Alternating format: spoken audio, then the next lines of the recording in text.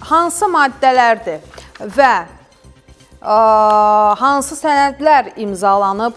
Bu barədə məlumatları almaq üçün biz Çinə ezam olunmuş şef redaktorumuz İbrahim Kamiloğlu ilə əlaqə yaradacağıq. O bizə bu məlumatları ətraflı verəcək. Mən qısa sizə təqdim etdim bu xəbərləri. İbrahimlə əlaqə varmı?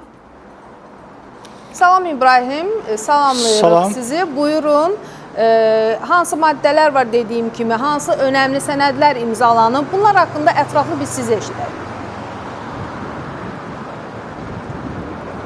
Salam Nigar, hər vaxtın xeyir. Bəli, sən də qeyd etdiyin kimi Azərbaycan-Çin sənədləri imzalandı. Onların əksəriyyətini artıq siz təqdim etdiniz. Burada ən əsası dövlət başçılarının imzaladığı hər tərəfli strateji tərəfdaşlığın qurulması ilə bağlı bəyanat idi, birgə bəyannamə idi. Bu əsasən özündə hər iki dövlətin iki dövlət arasındakı münasibətlərdə dövlət başçılarının seçdiyi siyasi yolu dəstəkləmək, o siyasi yolla münasibətlərin qurulmasını əsas götürür. Bundan əlavə hər iki dövlət bir-birinin ərazi bütövlüyünü tanıyır.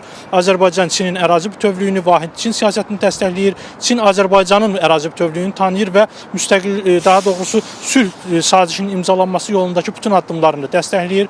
Bundan əlavə hər iki dövlət iqtisadi əlaqələrin qurulması ilə bağlı daim görüşlərin davam etdirilməsini, layihələrin davam etdirilməsini bu bəyannamə ilə hər ikisi bildirir. Bundan başqa innovasiyalar sahəsində, elektronika sahəsində, eləcə təhsil və mədəniyyət sahəsində əlaqələrin gücləndirilməsi ilə bağlı işlərin bundan sonra daha sürətli davam etdirilməsini önə çəkirlər. Həmçinin çoxdan gözlənilən məsələ vətəndaşların vizasız gediş-gəlişi ilə bağlıdır. Artıq hər iki ölkənin vətəndaşları vizasız, yəni ümumvətəndaş pasportuna malik vətəndaşlar vizasız gedib gələ biləcəklər. Bu da öz növbəsində həm ölkələrin, xalqlar arasında münasibətlərin daha da dərinləşməsinə, daha yaxınlaşmasına, eləcə də turizmə töhfə verəcəyi gözlənilir bu sənədin.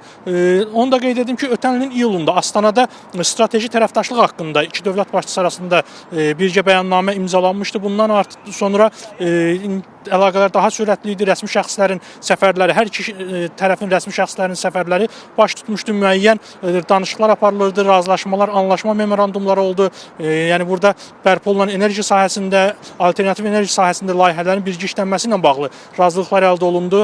Ondan əlavə ticarət dövriyyəsi xeyli artdı.